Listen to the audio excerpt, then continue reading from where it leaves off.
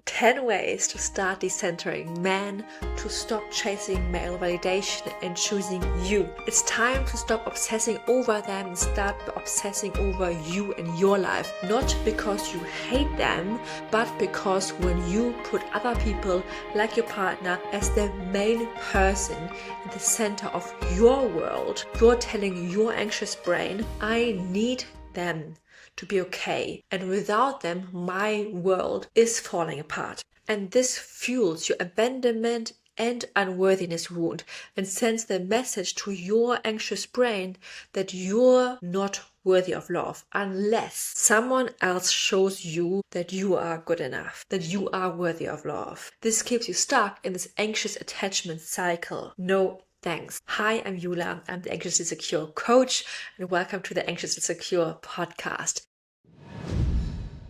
In today's episode, you will learn the 10 micro steps to decenter men in your romantic relationships, especially if you're an anxious, attached overthinker, feel deeply, and tend to lose yourself in relationships. Because I've been there and I've healed from this toxic cycle of chasing and accepting breadcrumbs.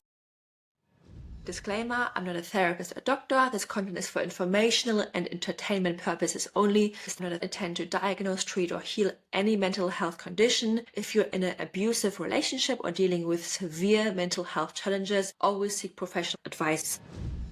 FYI, if you're a guy listening, hold on. You can totally apply most of these concepts to your relationships too. This is really about how to decenter from anyone but yourself. Stay until the end for step 10 because I'm going to give you reframes that you can repeat in front of the mirror as a morning rewiring habit to decenter him or her and center yourself. So let's go from the top. What is decentering and what it's actually not? Decentering doesn't mean hating men, okay? Doesn't mean you never want love again. It doesn't mean becoming a stone cold independent woman who never cries, never dates, without needing men, without being in relationships and completely detaches from men. Absolutely not. We love men, we want men, but they should be a want, not a must. It means putting you back in the center of your world. It means you stop organizing your life around being chosen. You stop treating their attention, male attention, like oxygen. Decentering is about reclaiming your joy and goals and energy and wholeness. So we've been taught being chosen by a man is the biggest achievement, right? Being married is unlocking a whole new level of life. Being single or having a divorce means you failed. Something is wrong with you. So here in Sicily, if you're single and 30 years old, not married, not even really dating or in a relationship, there's still this weird thing hanging in the air, like you've missed the boat. People are silently wondering, like, what's wrong with her? Just mainly for women, right? Typical. And when relationships end, divorce, breakups, heartbreaks, it's seen as this heavy, painful failure that takes years of therapy to recover from. And even therapy is still something a little bit that you shouldn't really talk about. Like the worst case scenario, the black hole of a womanhood. But so no wonder your subconscious brain still clings so hard onto the idea that we want to be chosen, we want to be wanted by the man, we want to get married, and having families is the biggest achievement of our lives. So we kind of being trained since childhood, be chosen or be nothing. So now if you have been anxiously attached, it even gets more ingrained. You've probably made your partner your entire world. It feels safe to orbit around them, to schedule everything around your partner, what your partner wants to do. If you're planning your weekend, you're always thinking about your partner first versus of what you actually want to do. You've been taught your worth depends on their approval. You stay in the relationship longer than you maybe should. You become who they need instead of staying you. You shrink so they don't leave you. You overgive constantly so you feel good enough, even if you have to sacrifice your needs, your identity, parts of yourself, your wants and desires and goals. If they don't text back, it doesn't just feel like a delayed reply, it feels like an abandonment. It feels like something deeply personal to you. And your brain links being chosen to survival.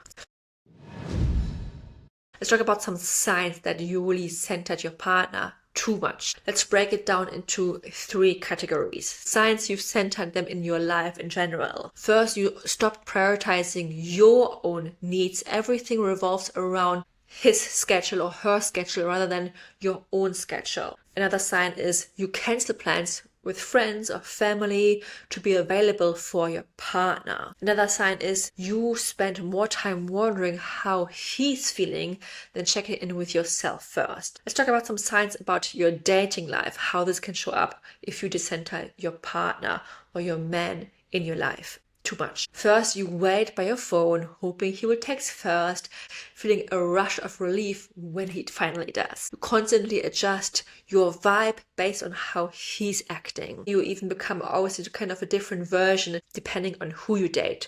You compromise on what you want in the relationship to keep the peace, never rock the boat. And now here are a few signs that you're centering them in romantic relationships too much. First, you rely on his validation to feel worthy or good enough. Second is you lose sight of who you are outside the relationship. His needs come always first. Or you feel like you've always lost yourself and can't remember your boundaries or your values before the relationship. Another sign is also you stop doing the things that really fill your cup, as if taking care of yourself is kind of selfish or doesn't give you the fulfillment that your partner actually does. If this sounds familiar, don't worry, I've got you. It's completely okay. We all fall for this and it's time to unlearn this, one micro habit at a time. So, 10 ways to decenter men in romantic relationships. Let's go. First, be the main character in your life, in your romantic relationships. You are the main lead in your life, not the side character. Act like it. Close your eyes for a second and picture your life as a Netflix series. What is it called? Is it called The Healing Area, Season 3?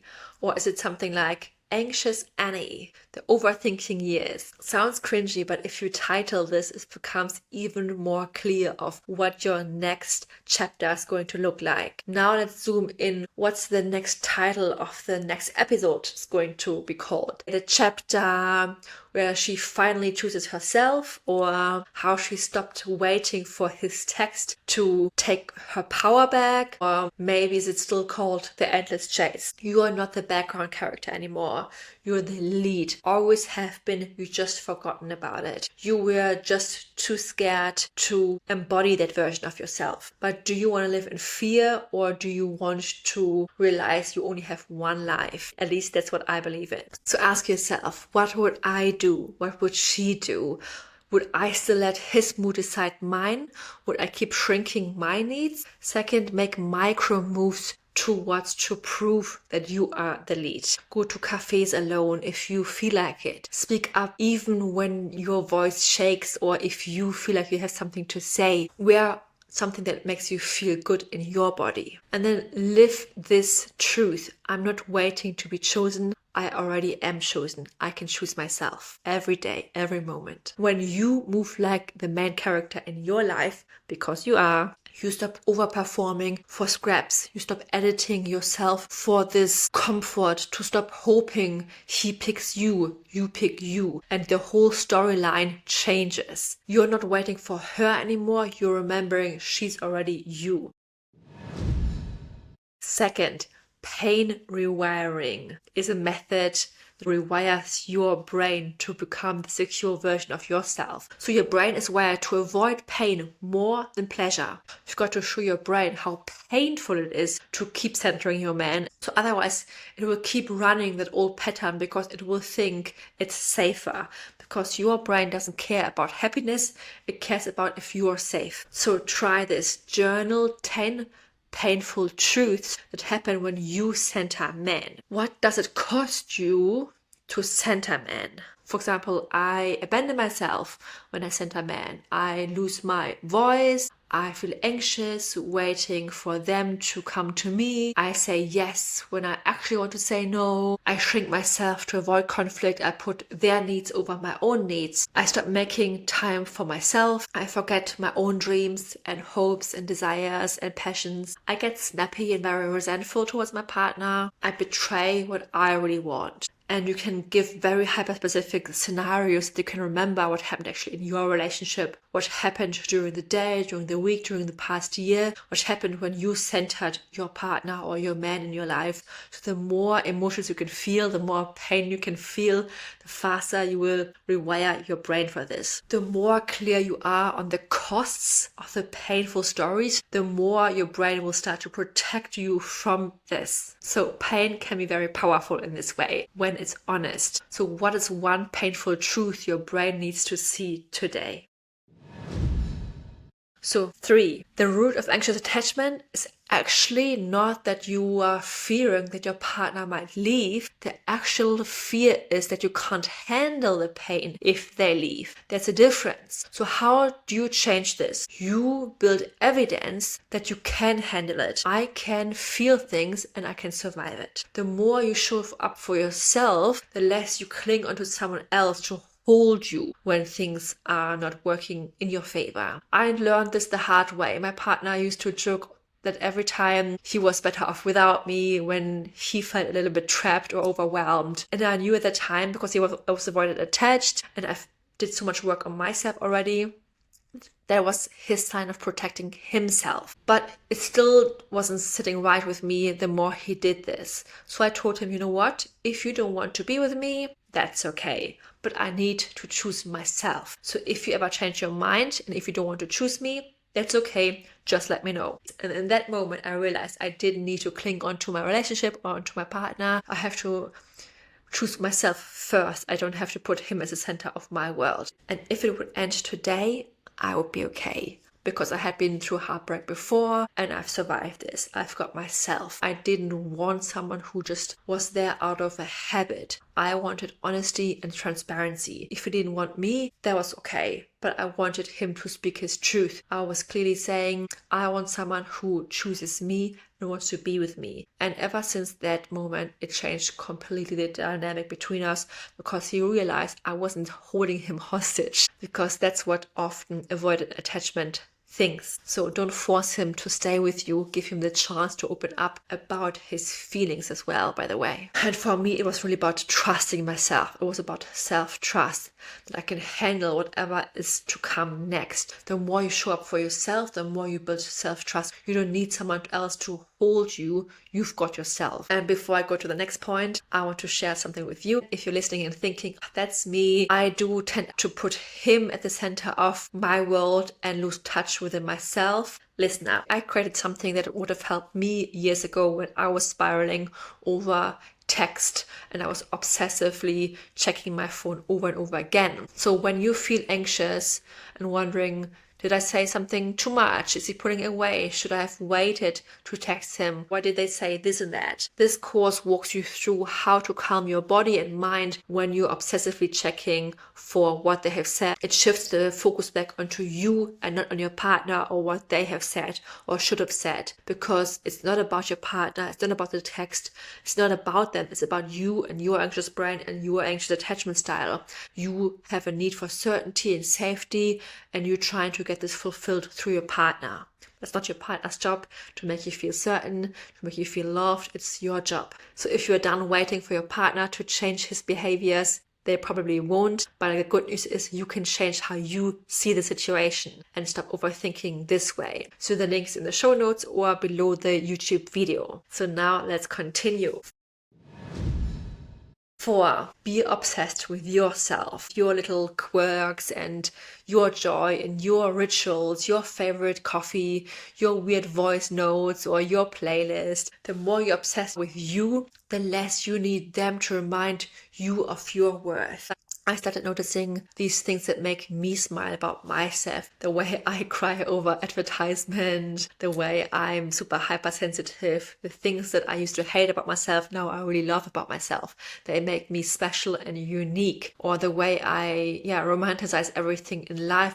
and celebrating them has becoming a form of self-acceptance and self-love, and I don't need external validation in this way anymore. It's always nice as an add-on, but I don't need them to be obsessed with me if I'm already obsessed with myself. And everything else is just a great addition on top. So ask yourself, what is the one thing you're obsessed with yourself already you can focus on more instead of focusing on all the flaws you're usually obsessed with. 5, be obsessed with your life, your friends, your hobbies, your fitness goals, your business dreams. Buy a calendar, fill it out with joy and excitement. Stop waiting for his plans to plan your life. I lived in London and Sicily, and what I've realized is it's never about the place. While others complain so many times in London about the weather, that was exactly the thing I'm actually missing right now about London.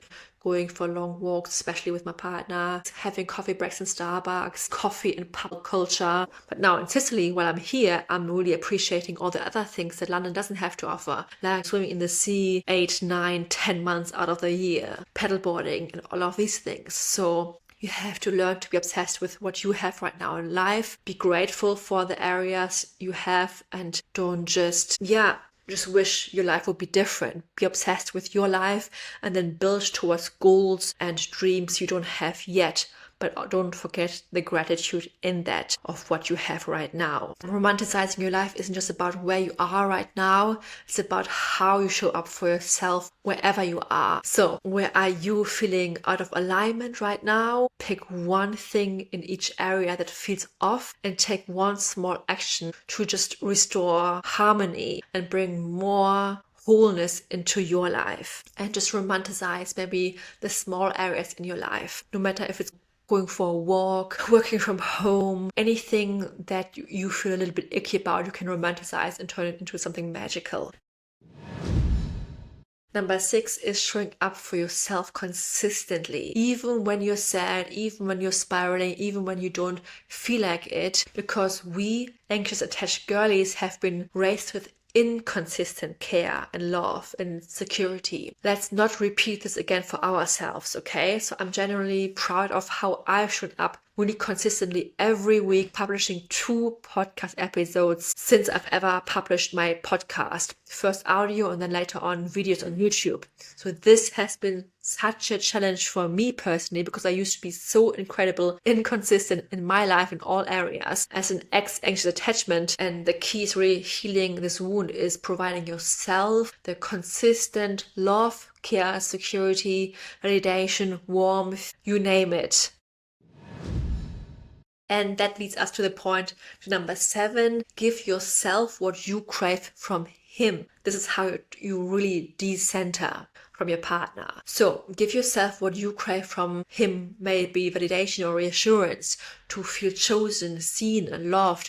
You can give to yourself first, and anything from him becomes just like an extra, not a survival strategy. When I decided I don't want to go back into a 9-to-5 job after the company went bankrupt and I wanted to create my own business, my parents' disapproval felt very crushing. It was very hard for me. I desperately craved their validation for my choices, and them asking every time we were on the phone calling, so how's it going? How long are you going to do this for? Try this for? Felt very like that they were not believing in me and my plans and my goals and my ability. But this was the beginning of my journey to really validate myself when no one else except my partner and my sister would believe in me.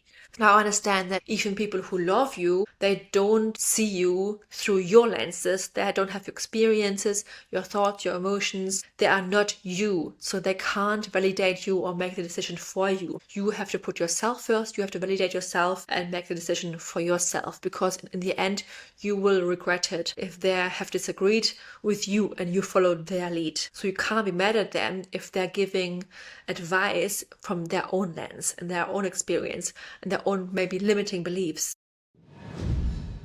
Number 8 is becoming independently, because that's very important as well if you want to heal your anxious attachment style and if you want to decenter from men, because often you outsource your needs to men emotionally or other needs. For example, a few months ago, And even weeks ago, I had to go to the pharmacy here in Sicily, and I don't speak Italian yet, even though I'm trying a lot, but it takes for me such a long time until I really learn a language. So my first instinct was to wait for my partner to come with me to the pharmacy. Let him handle the talk, let him handle this. But then I paused and asked myself, what would the secure version of me do? The one who's very confident and wouldn't care about anything else, would overthink things, would be very independent. And I would know exactly, like, she wouldn't wait for her partner to do things for her. She would just take initiative and just wouldn't overthink things. So I knew what I had to do.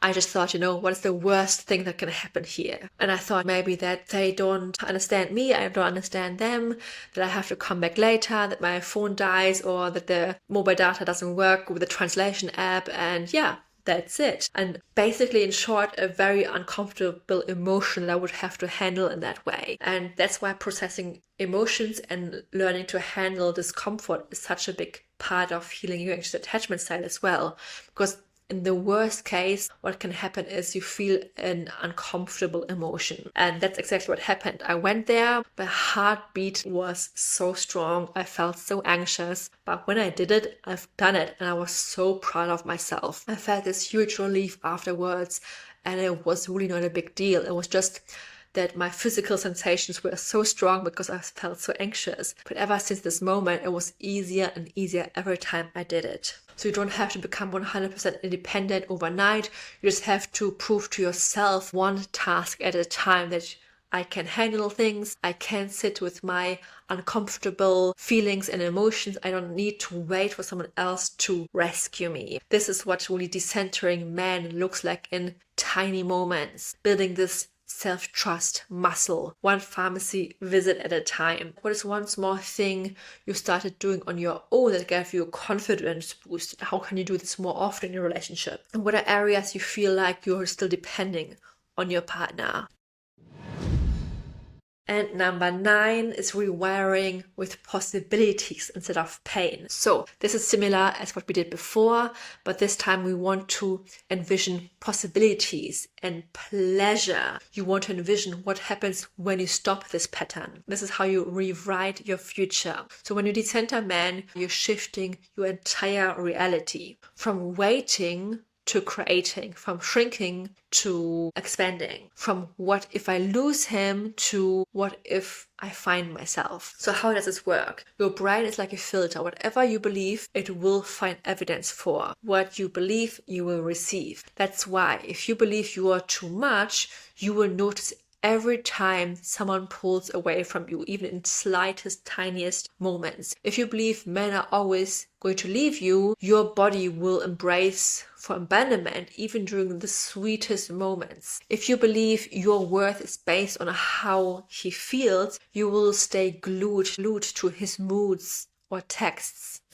This is like a self-fulfilling prophecy. You're not making it up, but you are accidentally recreating it. And this is what an anxious attachment style can do. But now the good news is you can create new prophecies. You can change and choose your new beliefs on purpose and then break off the old habits. You can choose beliefs that work for you, not against you, because what you believe, you receive. So start making a list of 10 amazing things that could happen when you decenter men from your life, from your relationship, from your dating life. And this could sound like you stop spiraling over text and start sleeping through the night. You finally feel free to go to a cafe or a pharmacy or a trip alone and feel so proud and relieved afterwards. Or you glow differently, you feel magnetic because your energy is no longer leaking into, will he choose me? What did this mean? Why hasn't he? And accepting breadcrumbs. You come home to a space of that feels like yours. You wear red lipstick for you and not for him. Or you will go to the gym because it makes you feel good, not because of your partner to impress them. to impress other people out of fear, but out of motivation. And you stop asking, does he still want me? And start asking, do I even want this? And then you can record these to yourself. You can read them out to yourself out loud, which reinforces the pattern. You can record them and listen to them every morning and night, because let your nervous system hear this repeatedly. Let your body feel it every time. Feel the new possibilities. This is how you rewire your nervous system and center yourself. So which belief are you going to start feeding your brain today? Let me know in the YouTube comments. And number 10, choose a mantra that reclaims really you. Let it anchor. For example, repeat over and over again, I go first, or I'm whole, I don't need a man to complete me, being love is the cherry on top, I'm the whole cake.